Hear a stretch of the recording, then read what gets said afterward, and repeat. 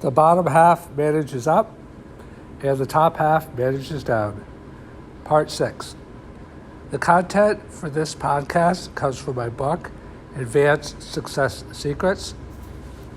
You get a free copy of each of my 8 bestsellers at alexhammerbooks.com. That's AlexHammerbooks.com. And not surprisingly, part 6 picks up where part 5 left off. Those who make a lot of enemies through the misuse of power are, for example, live by the sword, die by the sword, being a famous metaphorical saying, likely to have this catch up with them over some period of time. Life may not be completely fair, although some think it is if you look at it cosmically beyond our human understanding, but it is certainly not completely unfair either. There are rules and principles in society, the world and the universe, which govern money, power, and other things. So back to managing down.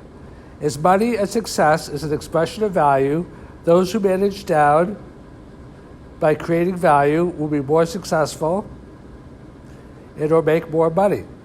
The coach who can win a high school football state championship will make a certain amount of money, but the coach who can win an NCAA Division I national championship in the same sport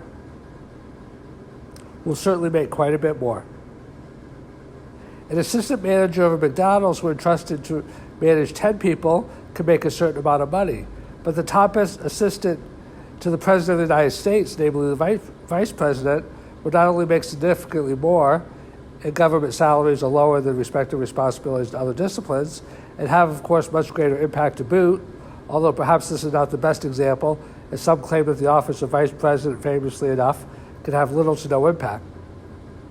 While one form of magical thinking can limit the success of those in the bottom half, another type of magical thinking can limit those in the top half. Specifically, one limiting form of magical thinking by those in the upper half professions is over-identification with their roles. Teachers, which I think is one of the noblest professions in the world, who overstep their bounds and not putting your heart into things can instead be a different problem, such that they burn themselves out, don't respect the parents or students. Some parents and students are challenging, etc., is one example. Policemen who think that they are powerful because they carry a gun is another. And any employee, regardless of profession, who goes through major anguish or trauma when they are laid off or lose a job because they believe that the job defines who they are. A job may be part of who we are, but the most successful individuals know and realize that we have a core and deeper identity of who we are beyond what we do. Just as children may think that their parents are stupid, well beyond any objective measure, let's say, some parents, of course, do make serious mistakes, and some employees may think that their bosses are stupid. I'm not saying that they are or they aren't, but the first pertinent question to ask may well be, why is this individual still the boss? The shoe could be on the other foot as well. Parents may not recognize the strengths or intelligence of their children. Bosses may not recognize the skills or potential of their employees. Successful people get the best out of others. Successful employees get the best out of their bosses and other employees, and successful bosses get the best out of their employees and other bosses.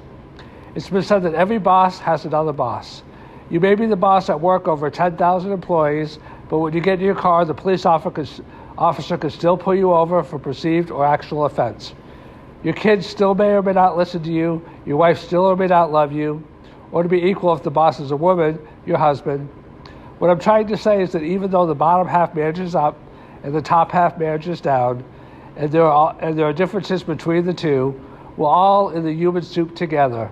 We all have some similar experiences, along with others which may be different, and we can all certainly learn something from each other.